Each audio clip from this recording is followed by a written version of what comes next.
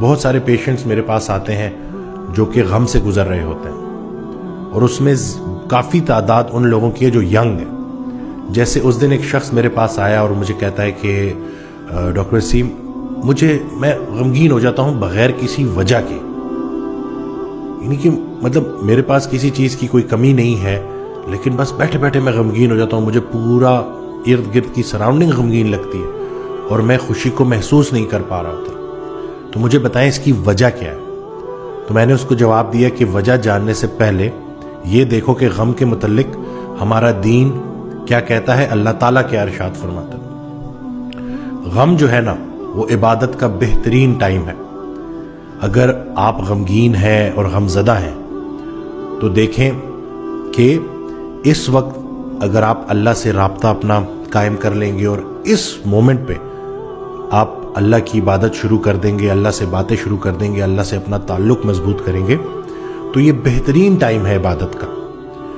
وہ خوشی یا وہ راحت جو تمہیں سلا رہی ہے اس سے وہ غم بہتر ہے جو تمہیں جگا رہا ہے، وہ اذیت بہتر ہے جو تمہیں جگا رہی ہے۔ تو غم نہ بڑا کچھ سکھاتا ہے آپ کو۔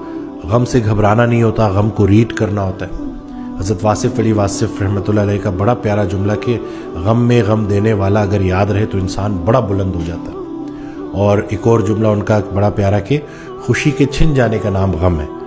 آپ کا کیس میں ٹھیک ہے کہ آپ کے پاس اللہ کا دیا سب کچھ ہے، لیکن دیکھیں کہ کہیں کوئی بہت ضروری چیز آپ سے مس تو نہیں ہو گئی، کہیں ایسا تو نہیں ہے کہ اتنی نعمتوں کا انبار آپ کے اوپر ہے کہ کہیں اللہ کے ذکر سے تو آپ غافل نہیں ہو گئے۔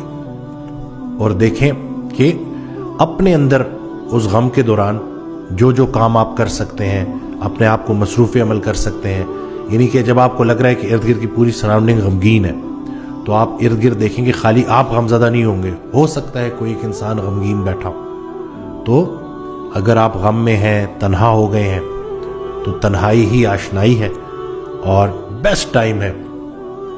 وضو کریں اور نماز پڑھیں اور اللہ سے اپنا رابطہ قائم کریں۔ آہستہ آہستہ آپ دیکھیں گے کہ آپ کا جیسے جیسے وہ اللہ سے بانڈ سٹرونگ ہوتا جائے گا، آپ کا یقین پختہ ہوتا جائے گا۔ اللہ کی مرضی اور اپنی مرضی میں جو فرق ہے اس کا نام غم ہے۔ تو بعض اوقات انسان جو ہے نا وہ سگنل کیچ نہیں کر پا رہا ہوتا، اللہ کی طرف سے جو سگنل ہوتے ہیں، تو پھر اللہ غم دے کے اپنے قریب کر لیتا ہے۔ تو یہ اللہ کے قریب کرنے کا شارٹ کورس ہے غم۔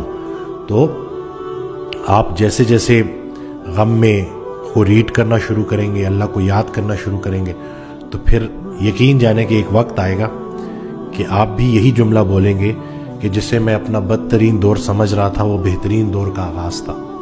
تو دل کی دنیا جب آباد ہو رہی ہوتی ہے نا تو غم سے گزارا جاتا ہے۔ مجھے ایک شخص ملا، اس نے مجھے یہ کہا کہ میرے اوپر نا شدید غم آ گیا۔ تو میں نے ایک بزرگ تھے ان کو کال ملائی اور میں نے کہا کہ حضرت مجھے بہت زیادہ غم آ گیا۔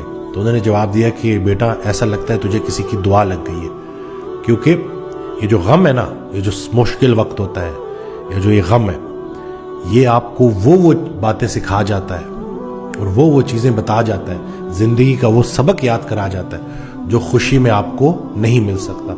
اور ویسے بھی اللہ تعالیٰ کا وعدہ ہے کہ ہر سختی کے بعد آسانی ہے۔ تو جیسے جیسے آپ غم کی طرف آئیں تو غم کے آگے جا کے خوشی ہے۔ اور یہ تو زندگی کی خوبصورتی ہے نا، اتار چڑھاؤ، سختیاں، آسانیاں، خوشی، غم، روزہ رکھنا، فاسٹنگ کرنا، کھانا، تو بس بیلنس کا نام ہے۔ اور بس چاہے خوشی ہو چاہے غم ہو، اللہ کو نہیں بھولنا اور اللہ سے اپنا بانڈ سٹرونگ کرنا ہے، اور آپ دیکھیں گے کہ آہستہ آہستہ زندگی میں بڑی بہتری آ جائے گی۔